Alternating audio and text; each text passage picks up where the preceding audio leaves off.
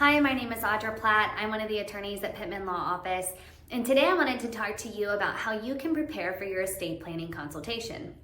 Now, if it's with one of us at Pittman Law Office, you're going to receive an intake form before you come in for your appointment.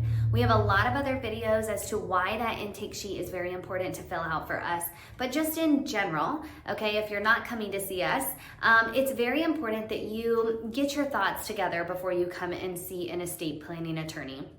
So as attorneys, we're going to focus on the assets that you have, how they're owned, beneficiary designations, who you want to be in charge medically and financially before you pass away and after you pass away.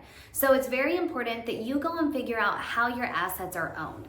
So an easy way to figure out how an asset is owned is look at the statement that you have. So on a typical bank statement, if it just has your name at the top left-hand corner, then that's your account typically. If it has your name and a spouse's name, your name and a kid's name, that typically means that it's co-owned.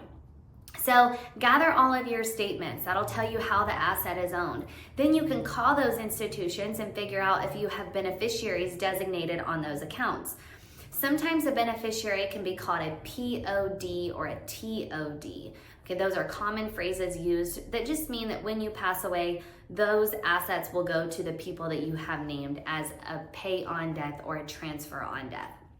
So that's the first thing. Gather where all of your money is. Checking accounts, savings accounts, stocks, bonds, mutual funds. Look in your safe. I had a client today, her husband passed away 6 months ago, thought everything was settled. She looked in her safe today to come to see me for her appointment, and she found savings bonds in the back of her safe. Luckily, they were in her name and her husband's name, so it's not a probate asset. But those are things that you go and you find now before you pass away, so then your administrators aren't dealing with them after you pass. So gather where all of your money is. Think about life insurance policies, IRAs, 401ks, 457 plans, thrift savings plans, everything that has money in it that you are attached to. Make sure that you disclose that to the attorney. We also are going to be concerned with real estate and business interests. Those are the other two main things that we're looking at.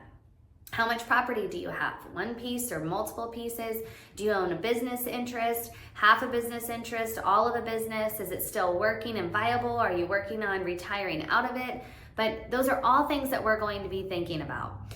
Also, we can't draft any documents unless we know who you want to be in charge.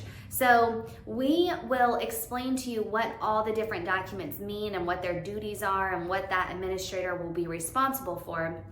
But at least when you come in and talk to us, have some type of idea. Okay, well, this child is better at finances than this one, or this one is an RN, so she's going to be better at making medical decisions. So have that in the back of your mind as to who you're thinking, who you might name as your financial administrators and your medical administrators.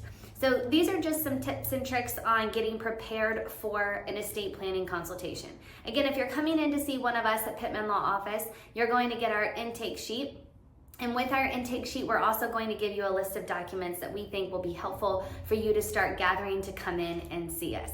But estate planning does not have to be difficult for you if you can gather all of your assets and start thinking about it sooner rather than later. And we'd be happy to help you. Thank you.